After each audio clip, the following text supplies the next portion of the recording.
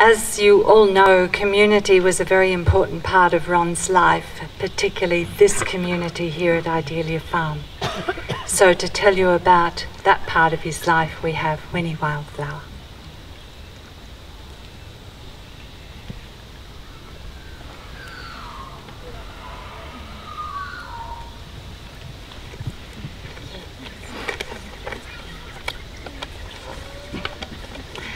The last 2 years of Ronnie's life was spent here at Idealia Farm. Here he lived and here he died, tending those most beautiful of ferns, the tree ferns. When you think about it, it was just like a little garden gnome, complete with a tiny little caravan nicknamed Noddy.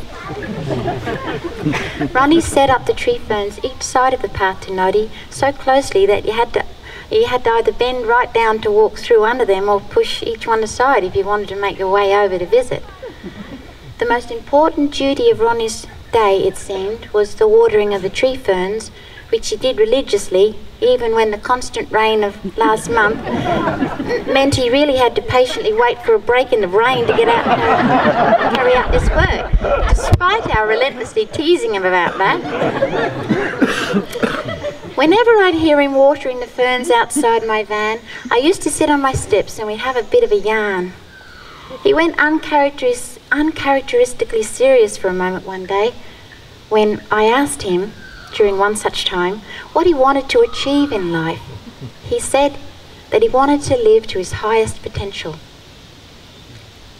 I thought it was a marvellous answer, revealing an undaunted belief in never losing hope despite the trials of life. As he moved on to water the next clump of tree ferns, I pondered his answer further and felt he wasn't really talking about material things. A lot of people get grumpy when they get older, but not our Ronnie. He remained ever cheerful and kind. In the time that I have known him, he was very kind to me, going out of his way to help me on many occasions, and I know he did the same for many others. I will miss his cheery presence and his bright good mornings.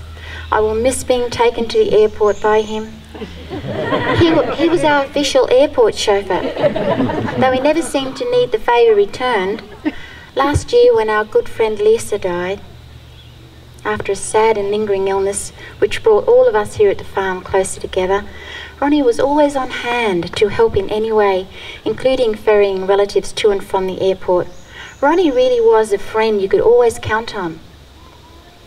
Just a few weeks ago, with a shining and happy face, Ronnie told me that he had just learned how to, quote, transcend the usual way that he followed his spiritual practice. He said that he had found out how to access his inner guidance by a much more direct route. Not long after, once again during tree fern time, I asked him what he liked to watch for entertainment on his computer. He astonished me by replying that he didn't need to watch movies or such. His inner spiritual work, he said, was so immensely fulfilling that he simply didn't need entertainment. I was very impressed, and I told him that I aspired to be like him one day. Ronnie was such a joy to have around. He loved people. Yes, he had his favourites, but he easily and lovingly enthused about nearly all and sundry, and especially his family. He often talked about his siblings and nephews and nieces and their children, of whom he was so proud. And I must add, he was very excited to discover his long-lost niece. But Ronnie was a bit of a trickster. He did love to have fun. A week before he died, he wanted to throw me a farewell party to celebrate my leaving to travel around Australia. And in fact, he spent all week talking about it and preparing for it. For a bit of fun, he wanted me on the night to suddenly announce that I couldn't wait a moment longer and that I had to set off immediately. He told me to park my camper van so I could just jump in and drive off, and I was to start drinking wine at 4 o'clock so I'd be good and tipsy by 7:30 for extra shock effect, when I was to make a big hullabaloo and push off honking the horn. And then I was just to drive around the farm and come back immediately the other way. But I kept hoping he'd forget the idea. I thought it was too silly, and even though I do silly really well, I just didn't want to do it. But in the end I did, because I didn't have the heart to disappoint him. In retrospect, I think that on some level he was actually preparing for his own departure, while also getting in some practice at shocking us, which his sudden death certainly did. We love you, Ronnie, and we will miss you.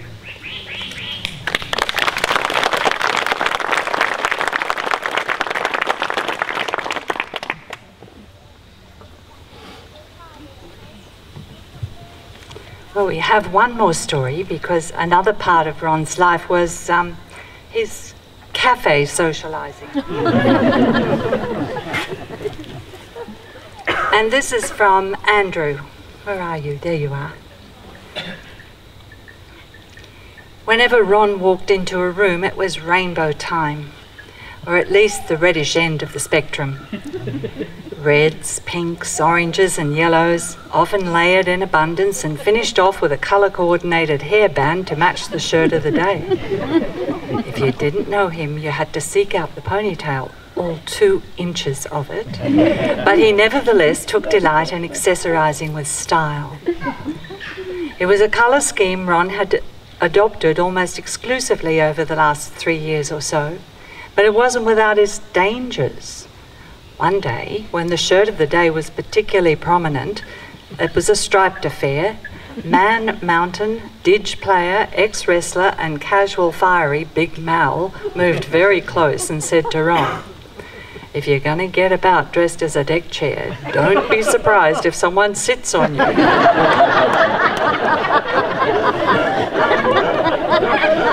Ron grinned, eyeballed Big Mal, and noted that he was giving away over a foot in height and at least his own body weight extra, plus a truckload of mock menace, and retired the shirt on the spot. Or at least he moved it to a low rotation in his wardrobe. I imagine Ron's early working career started a little differently as regards the expected dress code. The mid-60s were a little more conservative, and Ron was probably still exploring possible outlets for his brand of sparkle. Ron brightened many of my mornings with snippets of his early working life, learning the ropes and tricks of trade from shipping dynamo Gordon Barton at IPEC, or IPEC, and the carefree days at pre-Telstra and pre-Telecom PMG Postmaster General. And his face would light up in the telling of these tales, but none more so than the visit of American President Lyndon Baines Johnson in the late 60s. Ron's duty for the PMG that day was to assist in setting up a number of secure phone lines adjacent to one of the meeting rooms.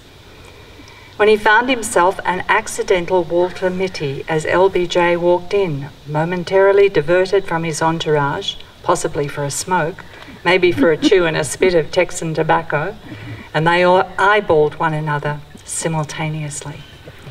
And they blurted, "Who are you?" Ron was giving away 35 years, a foot in height and maybe a touch in worldly experience, but nothing in nerve. Being a Melbourne boy and a tragic Carlton Blues fan, Ron fondly related his early football exploits. His way of telling it, always with an infectious, cheeky glint in his eye, drew you into the picture. Invariably a David and Goliath scenario, with Ron occasionally coming out on top due to his speed and guile against opponents often twice his size, and sometimes getting pummeled. His fondness for footy never abated. He would always ask about your team on a Sunday or a Monday morning, and we would either commiserate together or dissect the game quickly over a coffee. Little over a year ago, we decided that one of his goals for the next few years should be to perfect a 70-metre torp. That's a torpedo punt. Later amended to kicking it with his non-preferred foot, just to make it interesting. Ron endured some rocky times over the past few years, and after a little agonising and hand-wringing, he decided on a strategy: to deliberately hurl himself into the new. New experiences, new habits, new people, new activities, New dress code. Ron would suddenly turn up with a book on ancient Japan or Napoleon or German history. Books were chosen seemingly at random, but all with the potential to offer something new and exciting. He read slowly, but what he digested always excited him, and he would seek to involve us in his learning adventure. Not every book held him to the end, but the process was invaluable. He loved floating ideas, soliciting your opinion, tapping the expertise of those around him, and he always included you in his latest and greatest thoughts. He admired creativity in people around him and was never afraid of seeming ignorant of something. He'd come right out and ask and listen. He endured my good-natured ribbing about his beloved Apple MacBook and hurled headlong into mastering the things that excited him. You couldn't help but admire the childlike excitement of each of his discoveries and his pride at having worked out something on his own. Many a day he was positively beaming at having discovered something exciting on TED's talks and would enthuse like a 5-year-old. He had a sneaky habit of speaking well of people. Every day would bring a positive comment when others appeared. He is so creative, she is so clever, they are a fascinating couple. There goes my favourite person on the mountain. Ron actively sought out new experiences. He would plan on regular trips away every couple of weeks to northern New South Wales, camp on the beach overnight, drive around with no set agenda, but always seeing possibilities and seeing the exciting stuff that is everywhere. A self-confessed tin ear for music never stopped him from being an enthusiastic supporter of local acts.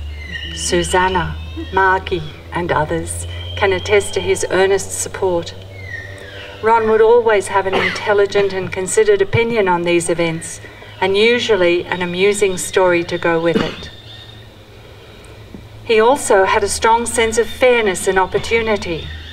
Whenever a business opened on the mountain, Ron would try to patronize the newcomers, spread the dollars around, and give everyone a chance. So whether it was Forest Cafe or Driftwood or Three Nations or Spice or Hearts or Damage, he was known and liked. It also allowed him to indulge in people watching, which I suspect was a large part of his charm. In nearly 10 years, I never heard Ron say a bad word about anyone. His positive comments were generous, genuine, and entirely without artifice, and positively energizing. His enthusiasm for people, ideas, and things always spilled over to you, and that boyish grin and cheeky glint in his eye will be much missed here on the mountain. Fare thee well, Ron.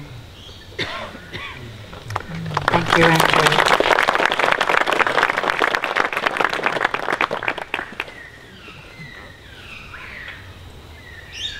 We can all be a blessing to one another.